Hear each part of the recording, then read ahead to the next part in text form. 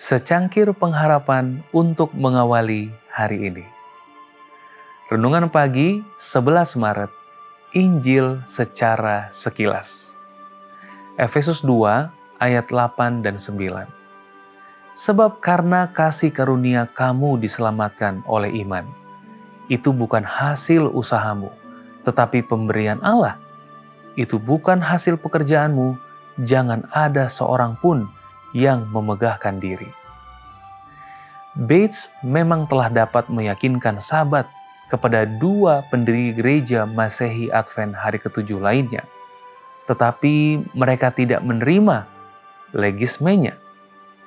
James White misalnya, secara gamblang menjelaskan ketika dia menulis, haruslah dipahami dengan jelas bahwa tidak ada keselamatan dalam hukum Taurat.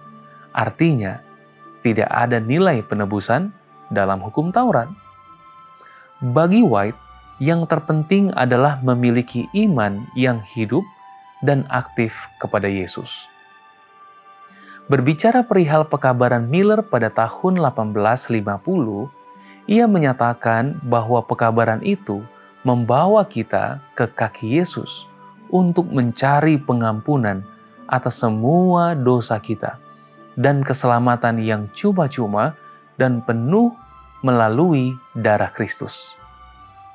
Sementara White mengimbau orang-orang untuk menaati dan menghormati dengan menaati perintah-perintahnya, ia juga menulis bahwa kita harus mencari pengampunan penuh dan cuma-cuma atas semua pelanggaran dan kesalahan kita melalui pendamaian oleh Yesus Kristus sekarang sementara ia memohon dengan permohonannya di hadapan Bapa.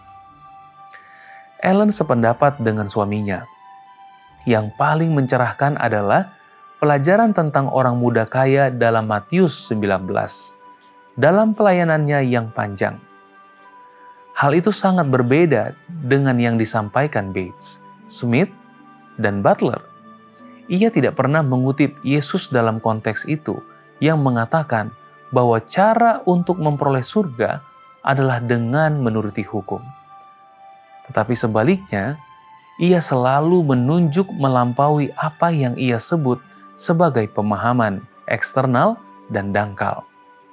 Dari orang muda kaya tersebut, kepada kebutuhan yang lebih mendalam akan transformasi total yang hanya dapat terjadi melalui hubungan pribadi dengan Kristus.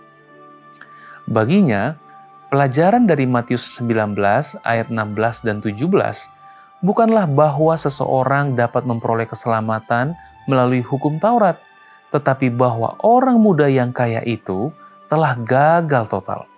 Meskipun benar, katanya, bahwa ia menaati aspek-aspek luar dari 10 perintah Allah, namun ia tidak melihat bahwa hukum Taurat berakar pada kasih Allah. Baginya, orang muda yang kaya itu tidak diselamatkan dengan menaati perintah-perintah Tuhan, tetapi ia telah hilang sepenuhnya. Sahabat terkasih, salah satu pemahaman terpenting yang kita butuhkan untuk kehidupan sehari-hari adalah hubungan hukum dengan Injil yang menyelamatkan. Kita akan mengulas pesan Injil secara mendalam menjelang akhir tahun ini. Namun, hari ini kita perlu memulai perjalanan kita mengenai topik ini.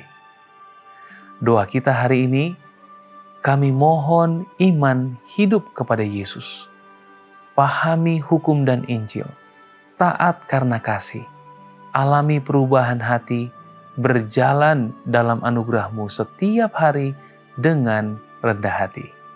Amin.